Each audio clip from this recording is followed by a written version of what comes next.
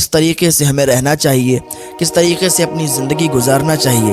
کوئی بزرگ آپ کو مل جائے نا، ان سے کہیں آپ حضرت آپ مجھے بتائیں کہ آپ نے زندگی کیسے گزاری، آپ کے 10 سال کیسے گزرے، پھر اس کے بعد والے 10 سال کیسے گزرے، پھر 50 سال کی زندگی کیسے گزر گئی، پھر 60 سال کی، 70 سال کی، 80 سال کی زندگی آپ نے کیسے گزار لی، مجھے بتائیں نا کہ میں کس طریقے سے گزاروں، لوگوں سے کیسے ملوں، لوگوں سے کیسے بات کروں، لوگوں کو پہچاننا سیکھیں،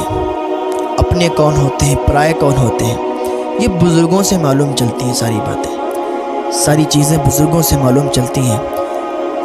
بڑے چھوٹے کا ادب کیسے کریں، ان سے کیسے بات کریں، اور بتائیں حضرت کہ شادی کے بعد کی زندگی کیسی رہتی ہے اور شادی سے پہلے کی زندگی کیسے گزرتی ہے۔ یہ ساری چیزیں آپ کو جب معلوم چلیں گی نا، یہ بزرگوں سے ہی معلوم چلیں گی۔ تو بزرگوں کو اپنا دوست بنائیں۔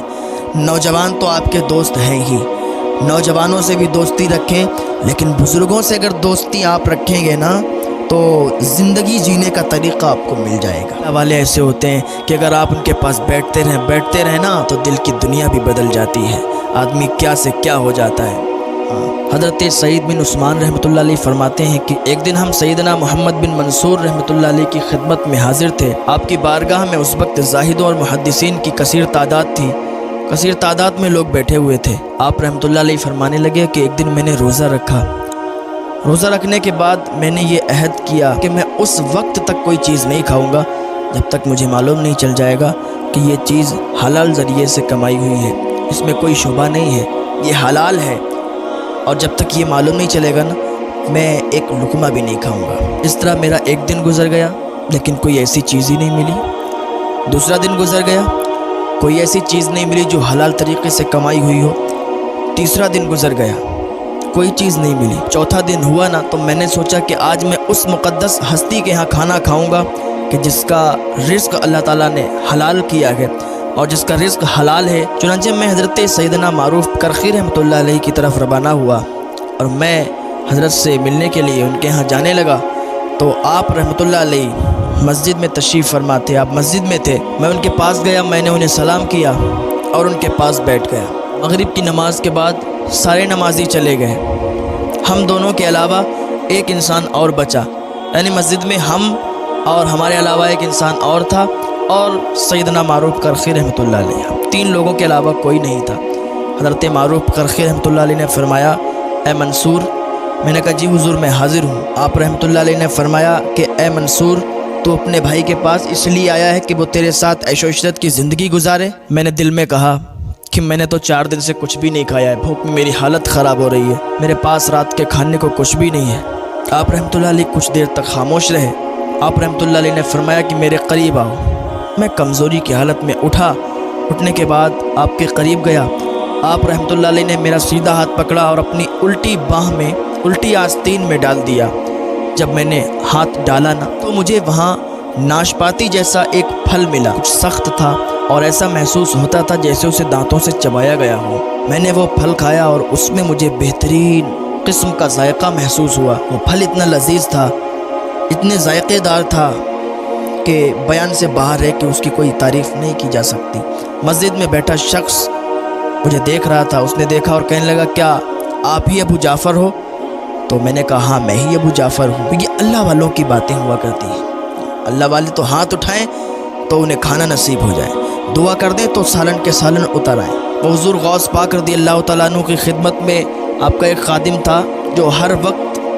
وہاں پر خدمت کیا کرتا تھا، جھاڑو لگایا کرتا تھا، لنگر کیا کرتا تھا، جو لوگ آیا کرتے تھے مہمان ان کو کھلایا کرتا تھا، کافی عرصے سے لگا ہوا تھا، خدمت کر رہا تھا۔ ایک دن 2 شخص حضور غوث پاک رضی اللہ تعالیٰ عنہ کی بارگاہ میں آئے اور وہاں پر انہوں نے اللہ کی بارگاہ میں دعا کی تو ان کے لیے آسمان سے کھانے اترے، انہوں نے کھائے اور جب جانے لگے تو اس کے دل میں آیا کہ یار میں اتنے دنوں سے یہاں پر کام کر رہا ہوں، یہاں پر خدمت کر رہا ہوں، یہاں پر لوگوں کو کھانا کھلا رہا ہوں، لیکن یہ کیسے اللہ کے ولی ہیں کہ انہوں نے اللہ کی بارگاہ میں دعا کی اور آسمان سے ان کے لیے کھانے اتر گئے، تو کیوں نہ میں ان کے ساتھ ہو لوں۔ لیکن اسے معلوم نہیں تھا کہ وہ کوئی چھوٹی موٹی ہستی کا خادم نہیں تھا، وہ غوث پاک رضی اللہ تعالیٰ عنہ کا خادم تھا، اس نے ان دونوں اللہ کے ولی کے پاس جا کر کہا کہ آپ اللہ کے ولی ہیں، مجھے بھی ساتھ رکھ لیں۔ وہ اللہ کے ولی کہنے لگے تجھے معلوم نہیں ہے تو حضور غوث پاک رضی اللہ تعالیٰ عنہ کا خادم ہے، تجھے یہاں سے بہتر کون سی جگہ ملے گی اور ہمارے ساتھ تو کیا کرے گا، تو یہاں بہتر ہے، تو ہمارے ساتھ مت جا۔ وہ کہنے لگا نہیں حضور مجھے اپنے ساتھ لے لیں، میں اتنے دنوں سے یہاں خدمت کر رہا ہوں لیکن کوئی کرامت مجھ سے ظاہر نہیں ہوئی ہے، میں آپ کے ساتھ میں رہوں گا، آپ کی خدمت میں رہوں گا، ہو سکتا ہے اللہ رب العزت مجھے کرامتوں سے نواز دے۔ وہ تو دونوں شخص تھے، وہ دونوں اللہ کے ولی تھے، انہوں نے کہا ٹھیک ہے چلو۔ وہ شخص ان کے ساتھ ہو لیا، جنگلوں میں پہنچے، جب بھوک لگی تو ایک اللہ والے نے اللہ کی بارگاہ میں دعا کی، آسمان سے 3 سالن اور 3 روٹیاں اتری، تینوں نے کھائی اور چل دیے۔ جب تھوڑی دور پہنچے، دوسرے جنگل میں پہنچے، دوسری وادی میں پہنچے تو پھر ان کو بھوک لگی، پھر دوسرے نے اللہ کی بارگاہ میں دعا کی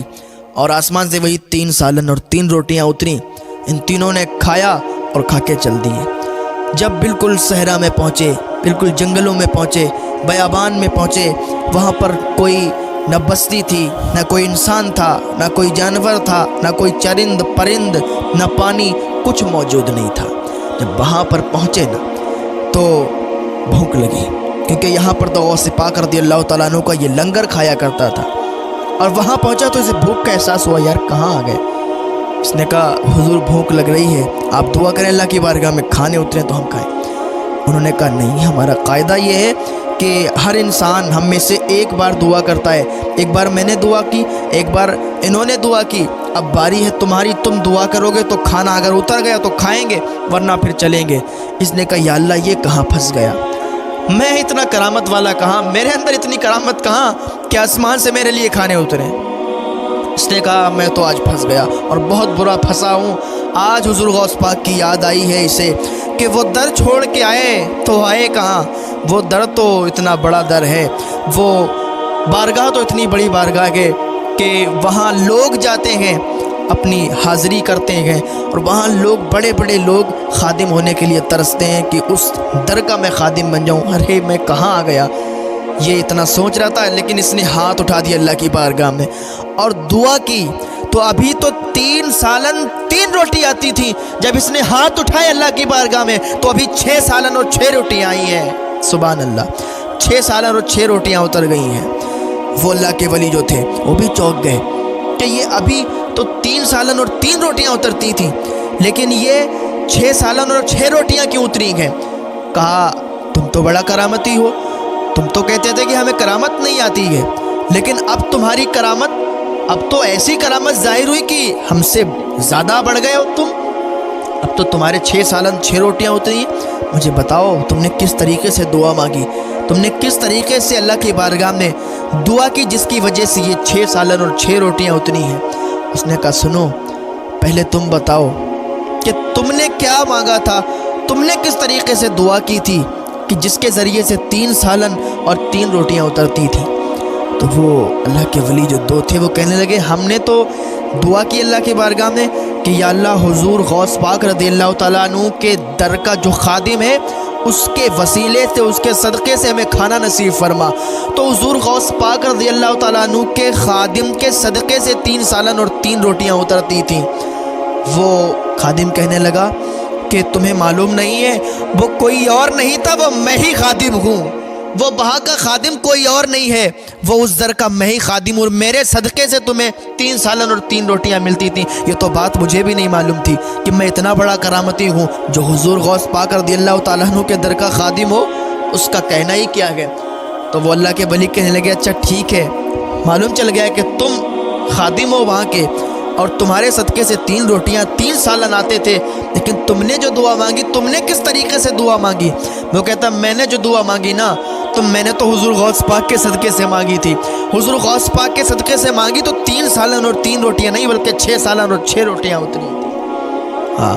ہم نے تو حضور غوث پاک رضی اللہ تعالیٰ عنہ کے وسیلے سے مانگی تھی، ہم تو حضور غوث پاک کے خادم ہیں، آپ ہمارے وسیلے سے مانگ رہے تھے نا، ہم نے حضور غوث پاک رضی اللہ تعالیٰ عنہ کے وسیلے سے مانگی۔ تو یہ اللہ والوں کی باتیں ہوا کرتی ہیں۔ اللہ رب العزت کی بارگاہ میں دعا ہے اللہ ہمیں اپنے ولیوں کے طریقے پر چلنے کی توفیق عطا فرمائے، اللہ ہمیں نیک عمل کرنے کی توفیق عطا فرمائے۔